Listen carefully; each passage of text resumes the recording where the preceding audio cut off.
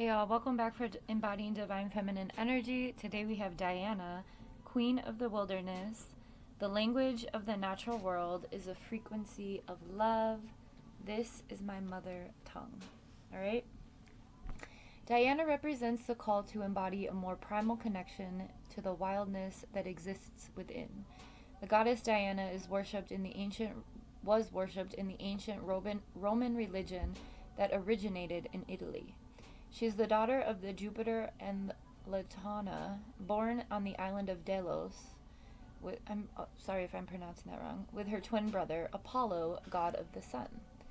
The Temple of Diana in Rome dates back to the 6th century BCE.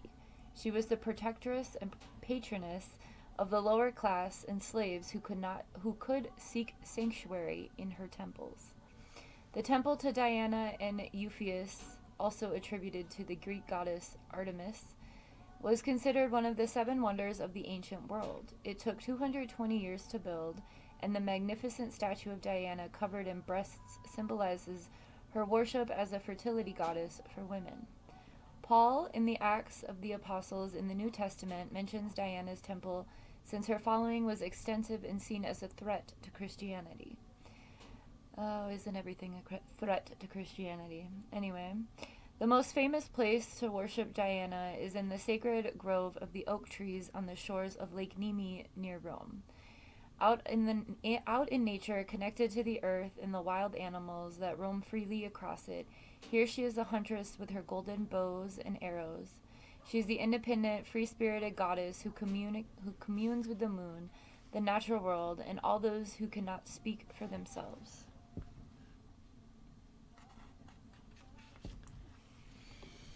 Sometimes the answer is the simple elemental need to just walk barefoot in the grass, or even better, the mud. Sometimes we get so caught up in what's happening or what isn't happening that we forget to just be. We forget that there is a tremendous power surging up from the earth, wanting to take whatever energy is no longer serving us. We forget that we can commune with the trees, those ancient protectors and elders whose language comes with the help of the wind and the slow, soft caress that touches our cheek. Answers sometimes need to come from the basic desire of the body to feel grounded here on earth. Diana is associated with fertility, the phases of the moon, and the ability to communicate with animals.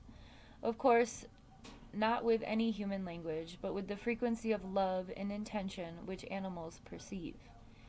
If we can open ourselves up to it, we can connect to the wisdom in the natural world, even if we live far from it.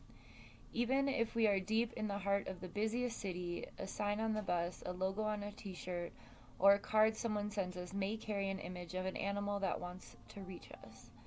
Or we may be visited by a possum on the fire escape or a hawk on the window ledge. We don't have to be in the wilderness to access the wisdom of the natural world. The wilderness is within us. We are a part of it. There's so much more than we can receive from the wild worldless life all around us. My God, excuse me. We just have to develop a heart that can hear it. Okay? This is bringing up, if you are into this, if this is resonating with you, if Diana is, there's a daily decolonizing video about decolonizing the self, and that's precisely talking about this process of kind of reintegrating back into nature, okay?